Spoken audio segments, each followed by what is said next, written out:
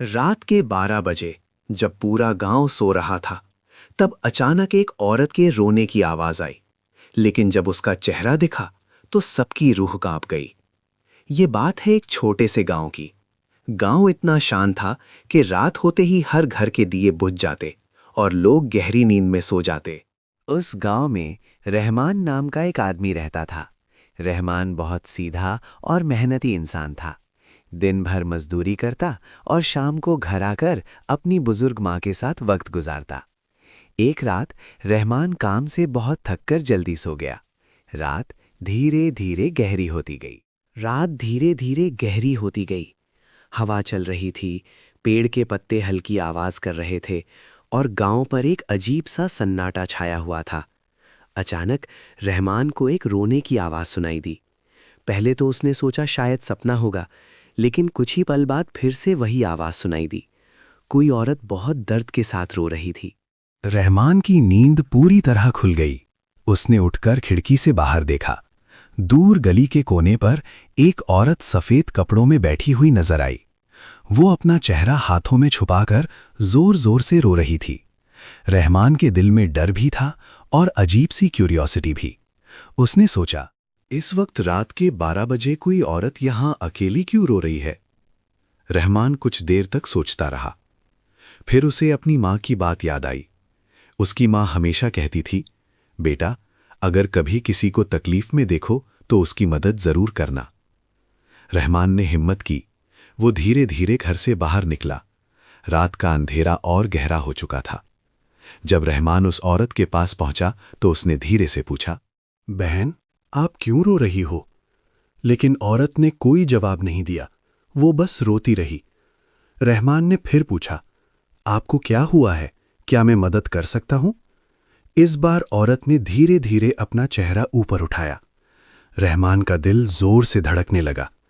उस औरत की आंखें आंसुओं से भरी हुई थीं और उसका चेहरा इतना उदास था जैसे उसने जिंदगी का सबसे बड़ा दर्द झेला हो।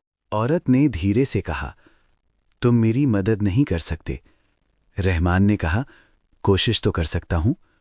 औरत ने आसमान की तरफ देखा और फिर बोली, मैं अपने बेटे का इंतजार कर रही हूं। रहमान ने हैरानी से पूछा, बेटे का इंतजार इस वक्त? औरत की आंखों से फिर आंसू बहने लगे। उसने कहा, मेरा बेटा मुझे यहीं छोड़कर चला गया था और बोला था कि वो जल्दी लौटेगा, लेकिन वो कभी वापस नहीं आया। रहमान को उस औरत पर तरस आने लगा। उसने पूछा, ये बात कब की है? औरत ने धीरे से जवाब दिया, 20 साल पहले। रहमान का चेहरा एकदम से बदल गया। 20 साल? रहमान ने हैरानी से कहा, लेकिन आप तो अभी भी यहीं बैठी हो। औरत ने हल्का सा मुस्कुराया, लेकिन उस मुस्कुराहट में भी दर्द था। उसने कहा, मैं हर रात यहीं आती हूं और अपने बेटे का इंतजार करती हूं। रहमान को ये बात समझ नहीं आई। उसने पूछा, आपका घर कहाँ है? औरत ने सामने जंगल की तरफ इशारा किया। रहमान ने देखा, वहां सिर्फ पुराना कब्रिस्तान था। रहमान का दिल एकदम से घबरा गया। उसने डर के साथ पूछा, वहां कब्रिस्तान है?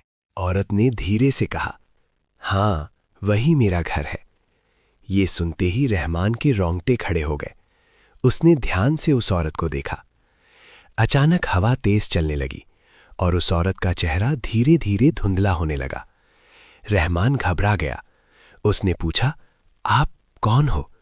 औरत की आवाज हल्की हो गई। उसने कहा, मैं एक माँ हूं जिसे उसके बेटे ने अकेला छोड़ दिया। इतना कहकर वो औरत धीरे धीरे गायब हो गई। रहमान का दिल जोर जोर से धड़क रहा था। वो डर कर तुरंत घर भाग गया। सुबह जब रहमान ने गांव के बुजुर्गों को ये बात बताई तो सब लोग चुप हो गए। गांव के एक बुजुर्ग ने गहरी सांस लेकर कहा, बेटा, ये कोई नई बात नहीं है। रहमान ने हैरानी से पूछा, मतलब? बुजुर्ग ने बताया, 20 साल पहले एक लड़का अपनी माँ को इस गांव के किनारे छोड़कर चला गया था और कभी वापस नहीं आया। रहमान ने पूछा, फिर क्या हुआ? बुजुर्ग की आंखें नम हो गईं। उन्होंने कहा, वो बेचारी माँ अपने बेटे का इंतजार करते करते यहीं मर गईं। रहमान के दिल में एक अजीब सा दर्द उठने लगा। उस दिन के बाद रहमान ने एक फैसला किया। वो हर रात उस जगह पर जाता, और उस माँ के लिए दुआ करता, और धीरे धीरे उस जगह से रोने की आवाज आना बंद हो गई। लोग कहते हैं कि उस माँ की रूह को सुकून मिल गया। कभी भी अपने माँ बाप को अकेला मत छोड़ो, क्योंकि दुनिया में माँ बाप से बड़ा कोई नहीं होता।